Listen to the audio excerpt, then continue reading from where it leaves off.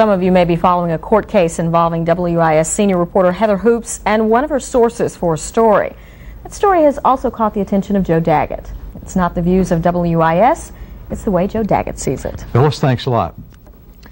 Yugoslavia is not the only place where the U.S. is hitting the wrong target. The federal government is aiming its legal weapons erroneously right here in the now nationally celebrated case involving TV reporter Heather Hoops.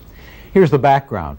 In 1997, Lexington County deputies illegally videotaped a conversation between a man accused of murder and his attorney.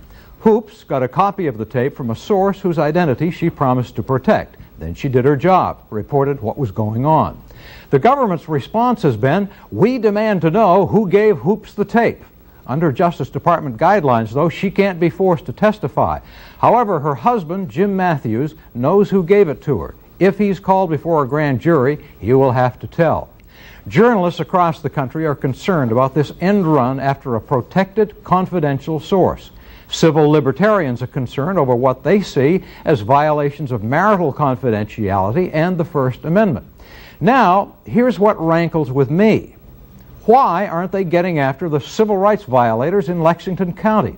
A year and a half after the fact, there's been one resignation and one charge later dropped. How often did they do this out there? Snoop on lawyers and their clients. What else were they up to?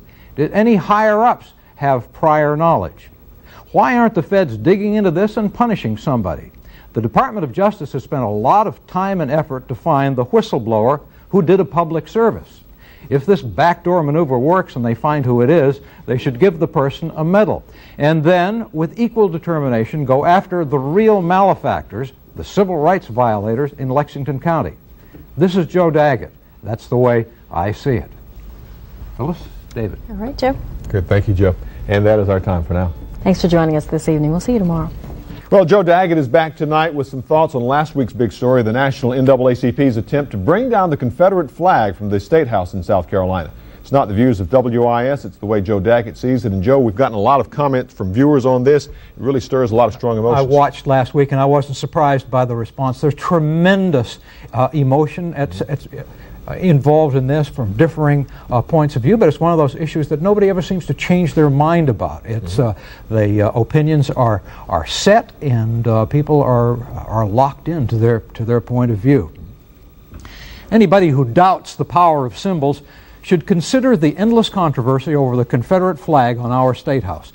Sensible compromises have been proposed, a lawsuit has failed, so have many bills. All possible arguments have now been heard. The only reason I bring the subject up is because of the NAACP's proposal last week. That group feels a boycott of the state's tourism industry might bring enough economic pressure to force a change. I don't think so. The NAACP is justifiably frustrated, but they're missing something. Surveys show that a majority of the people in our state want the flag to stay where it is, regardless of minority sensitivities, whether that's because of sublimated racism or reverence for Confederate military valor depends on whom you ask.